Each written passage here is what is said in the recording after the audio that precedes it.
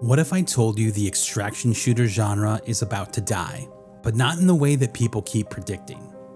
It's not dying because players are leaving. It's not dying because one of the many titans of the industry is collapsing. It's dying because the genre is outgrowing the one psychological hook that defined it for years. The grind, the loot, the backpack. That risk-reward loop is reaching its limits, and the games releasing right now are proving it. And while I may not have mentioned your favorite extraction shooter in this video, I kind of predict the same future for it. We're officially moving beyond looting. And by the time we get well into 2026, the extraction shooter genre will look completely unrecognizable. Let's break down why. The core problem is the progression treadmill. It's a closed loop. You extract high-value loot to afford better gear, so you can survive to extract more high-value loot. Two critical recent milestones made this problem impossible to ignore. The first is Ark Raiders. Originally a PvE game, the developers pivoted to the PvPvE model because the pure PvE loop was simply not fun. Their words. But it has succeeded by tossing out the most punishing part of the traditional loop. It streamlines the gear. It puts the focus on objective-driven chaos. It crucially offers an unlimited free kit. The second is Tarkov 1.0 itself. Even the most hardcore extraction game on the planet is moving beyond the backpack value. The biggest feature in 1.0 is the introduction of a complete story-driven campaign with 4 confirmed endings. This achievement validates the story-driven endgame as a community reality. Coupled with the game's new prestige system, the shift in focus from financial gain to narrative completion and persistent social status is complete.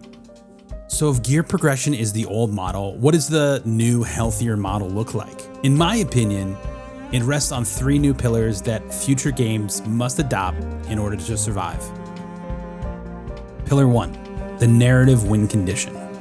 The goal must be to finish the story and not the stash. Games like Marathon are perfectly positioned for this. If Bungie leans into the Destiny model of cryptic lore, making the highly lethal shooter feel as rewarding as a loot shooter by making the story the ultimate loot. Pillar number 2, permanent socialized progression. The biggest barrier to entry in all of these games is the wipe, the fear of losing hundreds of hours of progress. Games like Ark Raiders is redefining this with their Expedition project. This is a voluntary 8-week cycle prestige system where players opt into character resets to gain permanent account bonuses. This system frames resets as a narrative choice rather than a mechanical necessity. Now don't get me wrong, Tarkov is also doing something similar with their prestige system, as there still will be wipes in 1.0 of Tarkov, specifically for the PvP servers.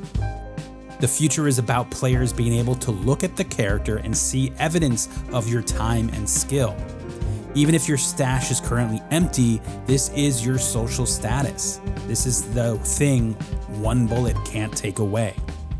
Pillar 3 is the zero to hero loop, or the scav free kit. It allows for low-stakes PvP practice, gives new players a chance to taste victory, and most importantly, provides a viable path to rebound after devastating losses. And the development studios know this. The upcoming wave of extraction shooters is clearly taking notes from this evolution. Gray Zone Warfare has made a huge splash with its incredible immersion, but its longevity will depend on whether its quest system can offer compelling narrative progression beyond simple fetch quests. They recently announced a delay for the major 0.4 update, but the messaging is key here. The developers explicitly stated, and I quote, "We are working not only on new content, but also on major changes across many core systems.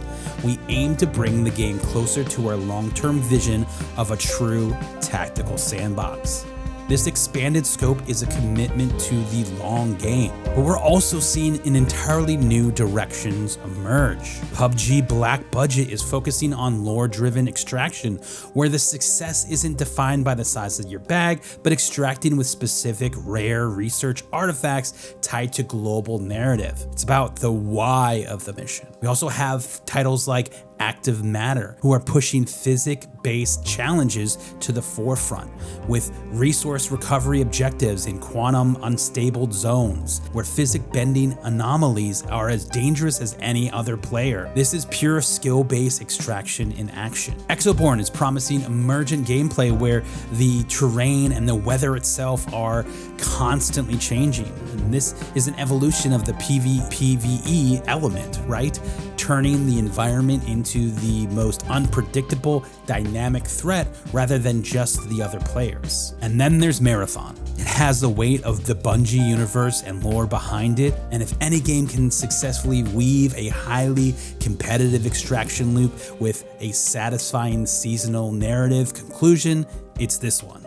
Their challenge is to make the highly lethal shooter feel as rewarding as a loot shooter. But obviously, we have to address the elephant in the room. The success of Marathon is tied not just to its design, but to Bungie getting out of its own way. The good news, the artist at the center of the controversy has confirmed the issue has been resolved to their satisfaction. Now, this settlement means that the team can now finally concentrate on the most important thing, the game. The path is now clear for Marathon to deliver on its potential, but we'll have to wait and see. The extraction shooter genre is not dead. It's simply maturing. The next generation will be defined by purpose. The developers who will succeed will be the ones who understand the real loot isn't a GPU or a found in raid toolset, although I could definitely use some of those for my quest.